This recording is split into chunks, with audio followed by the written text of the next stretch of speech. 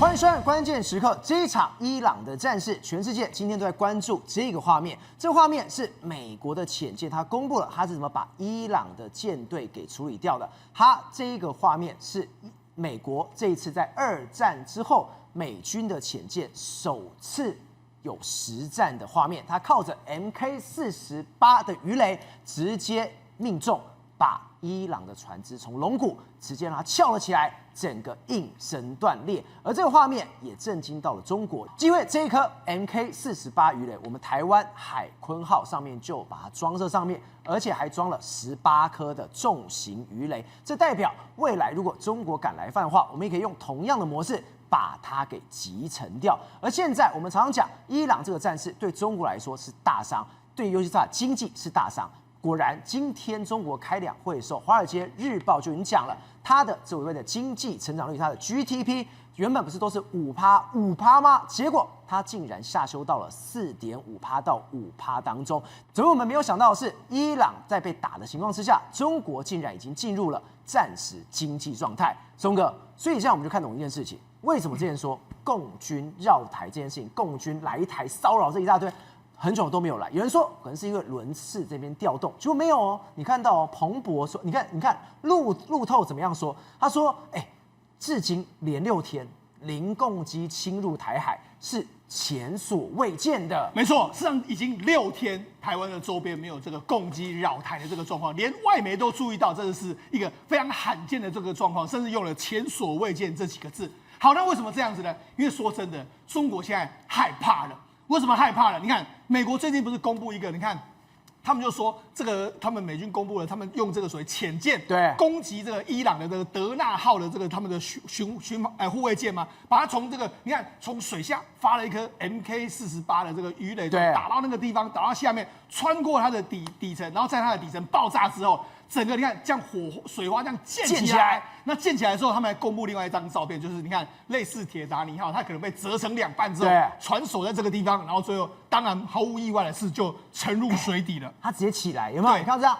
变炸起来之后，就铁达尼号短的几秒钟，对，下去了，下沉了。好，那为什么中国会瑟瑟发抖呢？因为美国刻意公布说，我们用的是 MK48的重型鱼雷，这样一发，仅仅一发就把它击中，然后就沉了。那你看，这个德纳号是何等这个伊朗重要的这个船舰，就这样击沉了。好，那为什么中国瑟瑟发抖？因为台湾买了46枚的 MK48的重型鱼雷，未来要放在我们的海鲲号上面。那么海鲲号的这个，我们当然还有非常多的潜舰嘛，对，一个海鲲号就可以搭载18颗的这个重型鱼雷，所以我们可以46枚的话，可以搭载在3台左右的潜舰上面。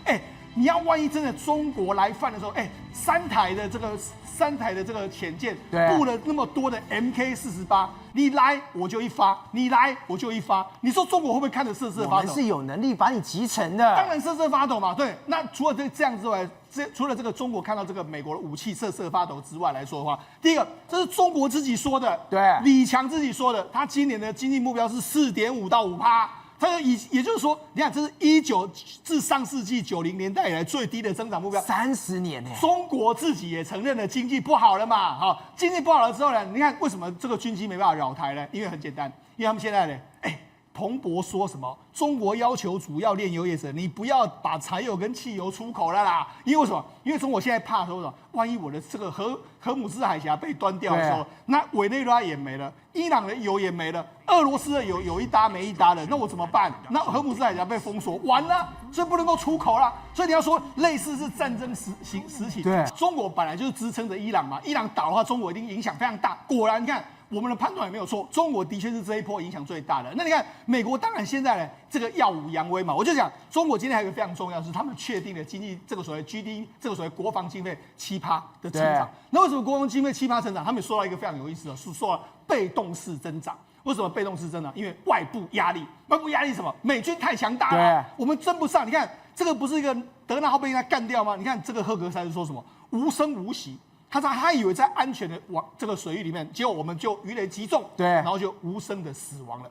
然后你看中央司令部的这个司令说什么？我们用2000颗的这个弹药击中了2000多个目标，太厉害了吧！百发百中，而且那种精准打击在这一次，对，那讲这个凶了吧？讲这个用意是什么呢？因为外界都质疑说你美军打不下去，然后你根本没有这个所谓后续的这个弹药可以打嘛。他讲这个意思说，别惊，我现在有 AI， 我现在有这些所谓战场图资的这个2000个，我可以百发百中，所以这个就告诉你，美军是真的相当强大。那当然也会看得中国是一个瑟瑟发抖的这个情形啦。而且我们再看到这个画面，美军2代营的手势就一打之后，全世界吓到，你现在靠一发，一发鱼雷是可以把造价这么高昂的，而且这么强壮、这么坚固的，一分为二。对，没错，我就跟你说。德纳号这次被击中这一艘，它是重要的巡防艇之一。你看它这其实规模是相当大的哈。那没想到呢，美国这次我就说嘛，这是2战之后我们再也没有看过这种潜艇去攻击船只哦。而且我觉得美国还故意把这个影像公布给你看，这就是要摆明了就是要照MK48，台湾有，他这个影像是要给谁看？对，给中国看。中国看，他说我也可以击毁你哈。那我跟他讲，目前我们就给大家看一下，这次执行的任务是什么？他攻击的点选择伊朗军舰推进器下方的船体。对，那我集中推进器下方的时候撞进去之后爆炸。爆炸之后，它整个折断它的龙骨之后，整个这个抬升上来之后呢，就分成2半嘛。分成2半之后，当然就是头这样子，头就变成是上升起来，最后沉下去的一个状况。好，那我跟他讲，而且这个问题，他被炸完之后，船上的人真的是你连躲都没办法躲。你幸运是刚好是在尾端或怎么样。现在斯里兰卡的海军已经寻获至少87名水手的遗体，对，还有61人失踪。对，就照那一瞬间下去。没有人能幸免的。对，没错。好，那我们给大家看一下这个，我们台湾也会买到的这个它的相关的数据。第一个，它有非常好的数位侦测的这个技术，也就是说，它有这个先进的声呐。声呐什么意思呢？因为我们知道，我们如果看过潜舰的话，潜舰在这个互相的在搏斗的时候，不是这个所谓它逼斗打过来的时候，你通常这个舰长就说放出诱饵打出去。那诱饵打出去的时候，它可以这个能从这个敌军的诱饵。还有背景的噪音中，他自己就可以锁定目标，所以等于是你再给他多的干扰声音没有关系，他就直接还是可以命中那一艘船。再来就是它的这个极速的这个制压，它的速度非常快，大概55节。55节来说的话，大概我跟他讲，船大概是躲不过，你被它锁定之后就没办法了哈。然后这个雷达波发过来的时候，它已经没有办法回避，就是你被它锁定，几乎说是完蛋了哈。另外深海打击，它可以到800公尺以下。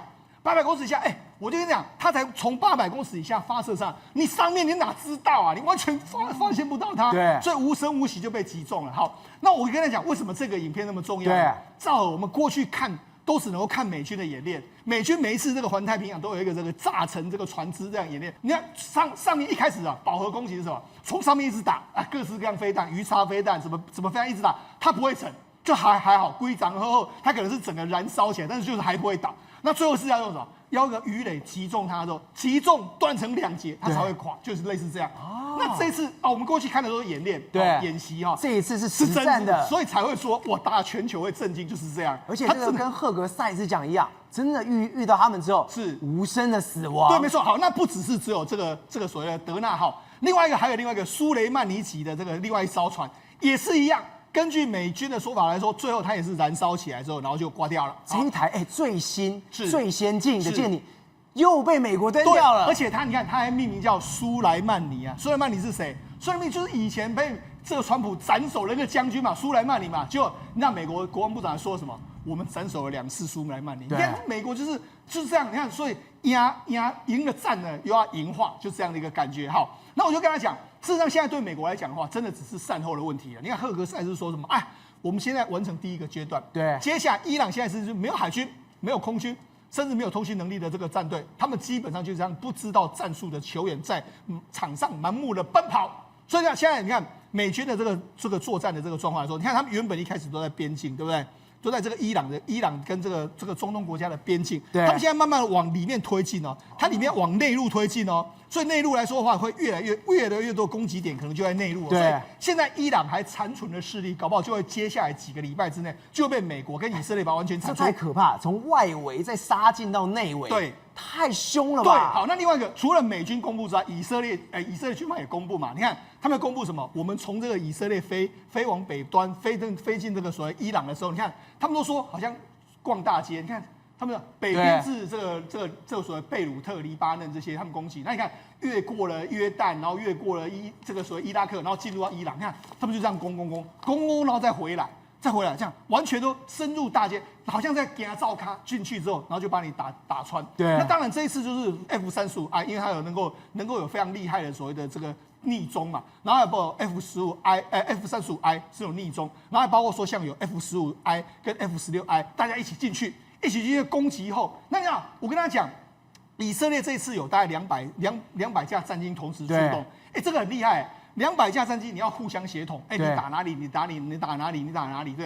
然后另外一个就是因为有些飞机像 F-35，它大概只能够飞500公里，那500公里问题是伊朗从以色列距离1000多公里，所以你要加油，对，虽然还有空中加油机。所以就到说这一次以色列在打击他们的时候，打击伊朗的时候是到底是多么全面的准备。那美国当然也是啊，美国当然他们也公布说，你看我们有 F-15，我们也有参战，然后包括说还有 F-35，我们都有参战。美国军方也是精锐进出的一个状况，你看下面挂了多少弹都秀给你看。那我跟他讲，为什么伊朗目前慢慢的越来越难以抵抗呢？对，因为你看这是福斯新闻的记者分析的，他说呢。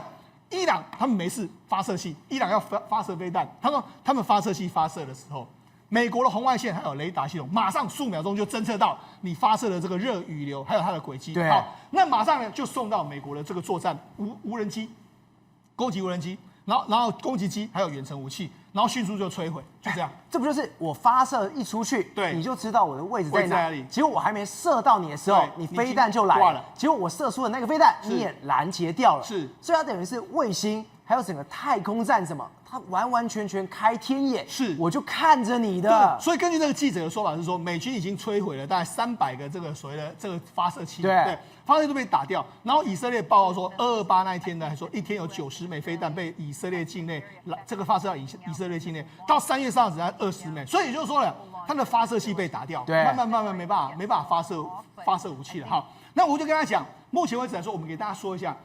这个以色列这个军方，或者他们有公布一个第一人称视角。第一人称视角就是说，我是这个飞弹我要打击哈，打击你，然后就让飞，我是飞弹哦，飞，你看飞护瞄准你，然后最后嘣就把你击中，就是这样，这么精准的目标，就是他是用第一人称的这个视角，精准的击中。我就专门找你这种飞弹车，对，让你没办法去发射，没错，那就无人机就下去了。对，那我们来看哦，它这个飞弹车是怎样？你看这。很显然是一个飞弹的这个样子嘛，对，飞弹的样子，然后这个发射井在这，发射器在这边，然后这边还有人在这边，然后就直接把你干掉，就这样，这么简单，人就把你干掉哈，就整个这完全端掉，这就是目前为止来说哈，这个以色列跟美军他们的作为在继续这样。好，那除了这个之外来说，我觉得目前为止来说，伊朗因为残存势力嘛，他们难免要壮胆说什么？我不力给你，我们也有很好的这个武器啊！你看，他们伊朗官方就放了一个宣传片，就说你看啊，我们这个隧道里面来说，我们有这个飞弹来了，然后有什么起义一行啊，他说这个隧道叫什么？叫做地下的导弹城，对，我们的军火库，对，我们起义一行啊，然后这个法塔赫的110型啊，各式各样，你看我们都可以出来，没有问题。我们这个以色列这个所谓我们的伊朗人民啊，要继续团结，我们最后可以获得最后胜利。官方这样宣传嘛，对。然后我们看这个，大家就说之前呢，他们这个伊朗的武装部队的这个参谋长的话，他曾经有视察过这个，就是哇，这个很大的碉堡，你看里面都有非常多的武器啊。这山体里面有太多这种巨大的导弹，没错啊。你看哇，大家把它结合起来之后，就你知道没多久，3点精料这个设施就被摧毁掉了。就完全不见了，他才刚剖出来，是没错。他美军就靠着这个画面，对这个定位，是我知道这在哪，是炸弹就毫不留情丢下去了。对，我就说嘛，因为美军现在已经透过 AI 还有战场的重建，他已经知道现在伊朗的所有地形，所以你只要给我一个角，哪怕是一个角落，我就可以判断出来。所以你看，它的山形、它的地貌，还有这个隧道入口的角度，就马上知道它在哪里，就把它干掉了。好，那除了这个它被干掉之外，另外一个，你看他们有什么？国家电视台，对，国家电视台那边宣传的时候，我要袭击你，就把它炸掉了。对，那另外你看，这是另外一个画面，他们这个国家广播电视台旗下的这个果酱日报被炮轰的这个情形，那甚至还有炮轰非常多民宅，那其实是躲着非常多的这个伊朗军官的这个状况。所以那事实上，他们就是反正我只要知道你，那你是我的这个要打击的目标，我绝对就可以杀得到你。那松哥这样子也太可怕！别忘了这个画面刚出来，你说几小时后就拜拜，对，这不就跟解放军一样吗？之前我们有一个来宾叫温约瑟，他就是看着解放军那个画面说，你人在哪？你人在哪？你人在哪？那如果今天搭配他这种图资，加上美国的这种精准的，你今天中国在PO的什么宣传片，那你不就让也被精准打击吗？所以你看中国当然会不怕？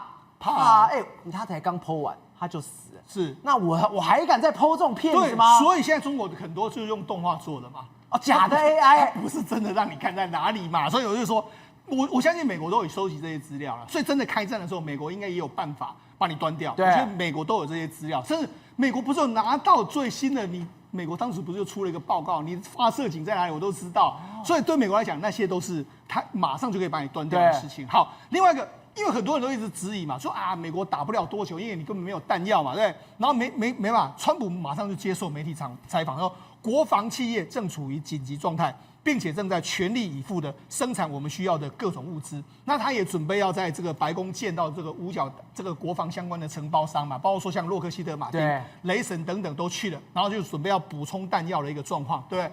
包括说事实上从去年雷神或者说洛克希德马丁都已经开始在这个帮他们生产弹药，包括说像导弹的生产数、战斧飞弹的生产数，其实都已经有增加非常多。所以现在川普说什么？川普说什么？我可以继续打下去。对，没错。他今天是说什么？我们有源源不绝的弹药。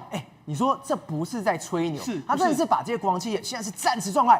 全部给我动起来！对，而且那美军不是说他们自己的这个弹药，你看美军在全世界有非常多弹药库，包括说在海上的啦，在日本啦，然后在欧洲啦，然后在美国本土啦，在中东都有，所以它可以全世界调动它的库存过来啊，所以它调库存蛮容易的。好，另外一个就是我们可以看到说，美军的这个生产量当然是相当快，而且它现在也要求什么？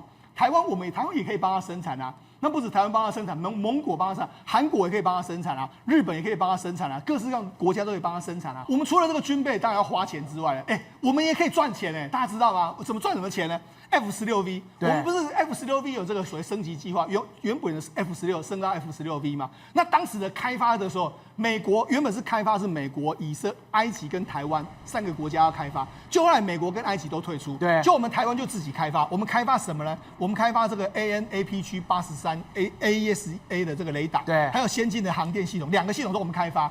那我们开发的时候呢，因为这是咱的技术啦，我们的技术，那如果我们后来就载明说，如果有其他国家要买 F-16V 的时候呢，或者把原有的 F-16升级为 F-16V 的时候呢，他就要按照项目一定的比例回馈金给我们，就是这样。当时还有其他国家过来跟我们争哦，是美国空军及埃及哦，对，就最后什么，他们都剩下我们台湾独自参与，结果赚钱的机会就轮到我们了。对，没错啊，所以我们就目前为止来说，各国都付嘛，对，有人买了就要付，所以你看。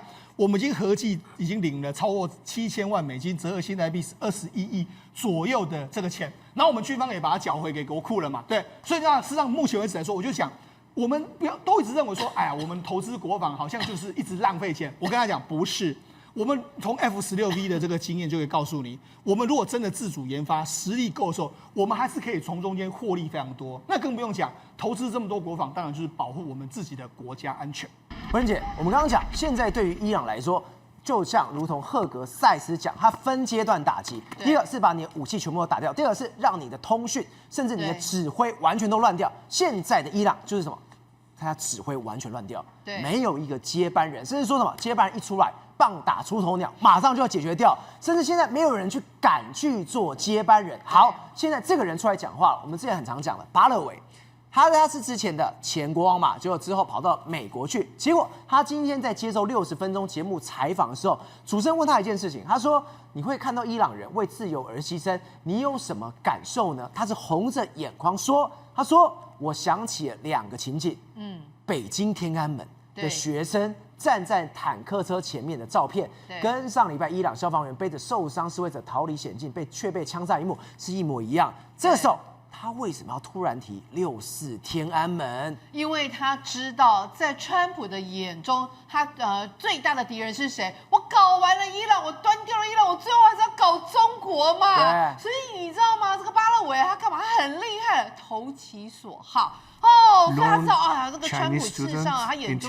最重要的还是中国，所以呢，他就跟着我跟你讲，看到那个画面，我就觉得哦，像这种独裁之下，哦，那个年轻学子挺身而出，这种政权，这种独裁，怎么可以让他继续下去？他说这句话是根本说给川普听的，是你选我就对了，是投其所好，选我，我一心向着川普。结果川普给他讲说，这个不好，为什么不好？川普现在已经在想啊，人家那个在接受记者采访的时候，川普就说啊，哇，我们本来对于伊朗的这个接班团队啊，第一批、第二批、第三批，到第三批我们都知道，哇，但是啊，他们死得太快了，所以啊，我相信很快的上来的人啊，我们都不会认识。第三批人选出来，我们就谁都不认识。他真的这样说？是，然后就有人问他说嘛，那之前那个流亡的那个巴勒维他们王朝的子嗣，有没有可能再班师回朝，然后来重新重掌伊朗的这个政权？结果你知道他说什么吗？这个川普竟然说，我觉得目前为止他应该不会是考虑的对象。我们认为应该会从伊朗内部找一个还不错的一个人。所以巴勒维被打枪了，出局了。那为什么出局？因为第一个，你巴勒维你已经流亡美国那么久，他连接受采访都在美国接受采访，你流亡美国这么久，所以你现在在伊朗，你没有一定的一个声望，你也没有支持度。虽然你看起来好像有一种象征性作用，但是当你要领导一个国家的时候，不是象征性可以解决的，你要有什么实权、实力说话。所以现在那个川普他们已经心里想，要从内部里面拔擢可以信赖的人，所以呢，换句话说，那个巴勒维现在已经可以宣告出局。那现在好了，谁有可能是下一个川普认为可以担任伊朗的一个领导人？不是现在会有人敢接吗？每次说我要接任，我就被杀了，因为现在整个伊朗的人民完全都醒不过来。对，你网络一进去之后，这是伊朗人民，他们就变成伊朗的 CIA， 根本伊朗的摩萨德，他们是通报给美国给以色列，那些人在哪？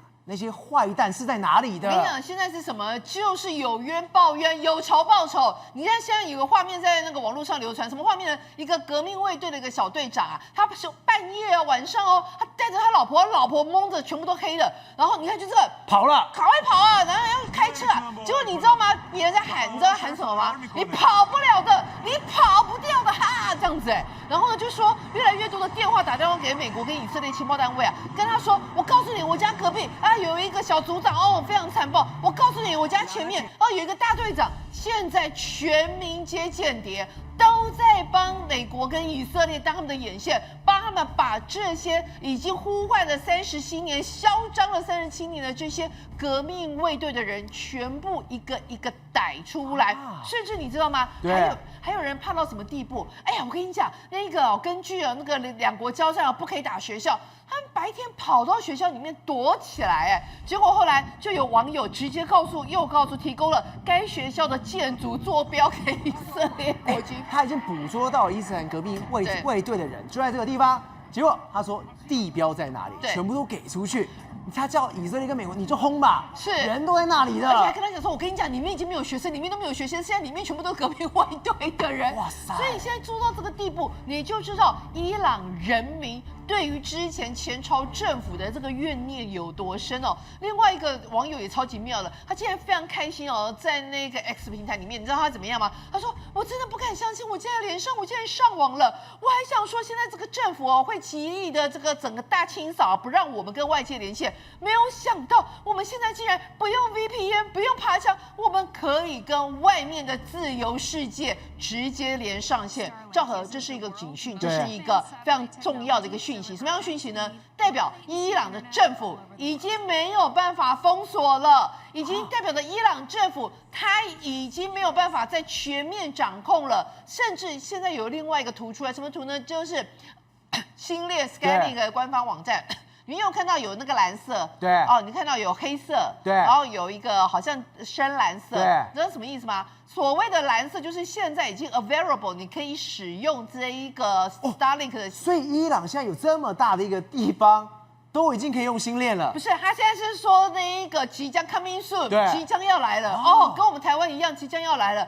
但是他以前是像中国一样一片黑压压的，所以呢，当真的如果这个整个伊朗政府垮台情况之下，他就会像卡达，你们看到伊朗上面有一小块很蓝的，那个就是刚刚你们提到的非常有钱的卡达，卡达整片都是蓝的，代表卡达可以使用星链，所以光是所以伊朗这样的话，等于讲过去伊朗怎么可能会拿到星链？对。然后结果现在星链都已经要进去了，而且准备要开通这个地方，这代表一件事情：美国甚至马斯克真的是要把伊朗给解放吗？是，这就代表着他们伊朗政府已经没有办法全面封锁，已经有出现了一个破口。所以换句话说，你知道独裁国家最厉害是什么？就是实行所谓的数位铁幕嘛。我让我的国家的人民不可以跟其他世界自由国家，让你们我就告诉你们吃树皮，你们也是最快乐的。现在当你中国还是一片黑压压的一个数位铁幕，但是伊朗已经浮现了蓝色，而这个蓝色是跟我们台湾差不多 ，coming soon， 就代表着伊朗看起来真的指日可待，倒数计时，自由即将降落于这个地方。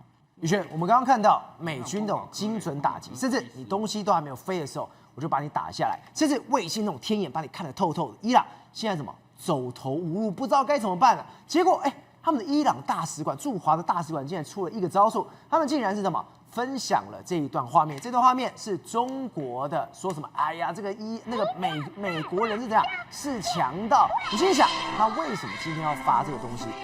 伊朗现在在干什么？他根本就在做最后的挣扎，还要拖中国下水，他要把中国的钱给他拿来，还要去割中国的韭菜。赵豪，这反而意外变成，如果说美国人是强盗的话呢，伊朗人呢就在中国行乞托钵。为什么呢？因为你看，这是他的一个微博，伊朗驻华大使馆。你一想说这有什么了不起？我看到下面之后我就觉得很了不起了。来，653.2万的粉丝，代表人很多，600多万粉丝，这真的是有人在看的哦。结果他们用 AI 精心制作一段影片，结果这个影片呢，你看哦，这是影片中的截图跟画面，你仔细看，你还以为说这是咒怨哦，我们讲的预告片吧？怎么这个小朋友那么可怕？然后呢，这个跟鬼娃一样，你有没有看过中国那种纸扎人？有没有金童玉女？然后这样一整排，就不是。来，我唱这个歌词给你听哈。来，赵，他是这样唱的哈：美国佬是强盗，脸上笑嘻嘻，背后挂大刀。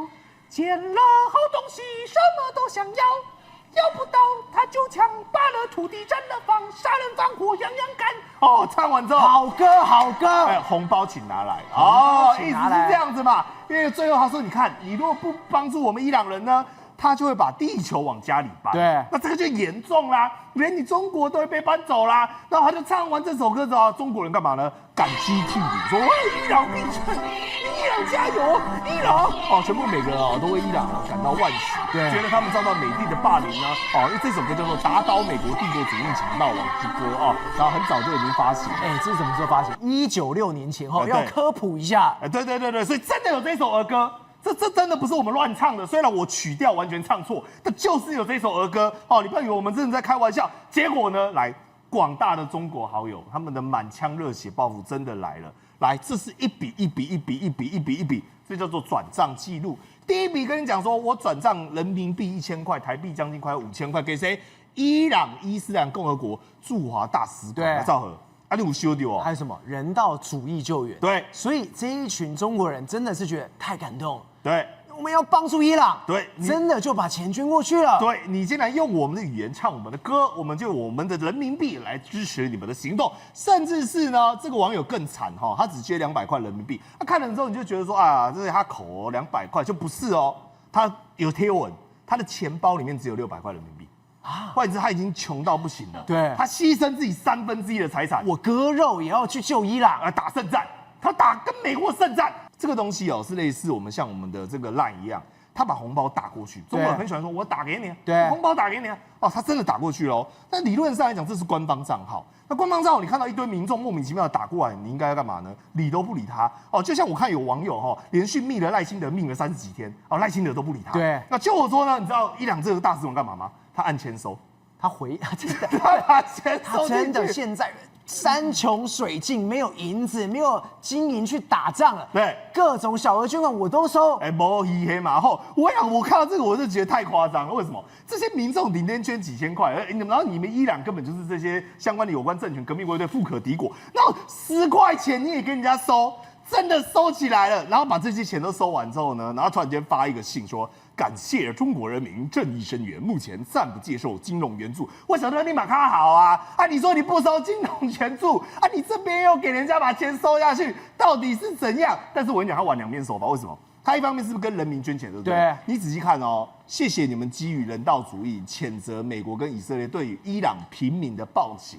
我们希望呢，郑重提醒各界呢，国家之力审慎评估伊朗共和国现阶段无力接受友好组织的个人金援，未来变后我们在另行同时。换言之，他说，我们不需要你人民的帮忙，是你国家政府要来帮我们忙。你中国睡了吗？对嘛？你的人民都来帮我了，对嘛？你还在睡，对嘛？还在酸中国，所以我都觉得他是在内部搞分。哇，习近平注意了，伊朗人在挑拨离间啊！但是你知道吗？为什么现在中国对于伊朗我们讲的感到了胆战心惊？所以呢，包括这个南京大学的教授关系的院长也特别出来讲说，美国的行动呢，以及就对中国造成认知上的一个挑战。所以很显而易见的，面对下一个世代战争，中国的各个学者已经再三的呼吁习近平说，现在的军力你在靠这种兵强马壮。回顾到当年，他们甚至讲到说有什么造纸术啦、火药术啦。指南针都是中国人先发明的怎么后来都被西方超越了呢？我跟你讲，这完全不可比拟，因为船坚炮利差的是你的制度，是你的人出问题。可是现在是连 AI 这个脚步，你都已经慢人将近100步。所以今天中国的这些学者、这些中国专家已经完全都醒了，什么斩杀线那些都是吹嘘的。今天他们吓到最严重的一件事情是什么？是美国不是不展现自己的实力，是当他需要的时候，当他真的有需要在动这手的时候，他会毫不留情的。对，所以他们特别在文章里面有强调一个很重要的观念，也就是说，不知道美国还藏多少牌。也就是说，今天美国它只是呢，大概有要用到的时候，来你看是不是单点击杀？我们讲说2000枚飞弹就有2000艘舰敌，代表说他想要做到这么精准的时候，他可以这么精准打击，不是像你什么大国工匠手戳14纳米，不是那样子的。完全不一样，所以呢，他们现在要预告的是什么？不管是在制度层次上，或者是人为层次上，或者是科技层次上，确实都出了大问题。刘老师，我们刚刚讲，川普力推美国在拉丁美洲主导地位之际，洪都拉斯现在正在权衡中台关系的变化，他已经知道要站对哪边，站对哪边就要去挺到台湾，所以这次洋战真的是把中国在国际上的地位完全都推掉了吗？对，这位洪都拉斯新当选的总统他准备要到华府去访问也准备要见川普。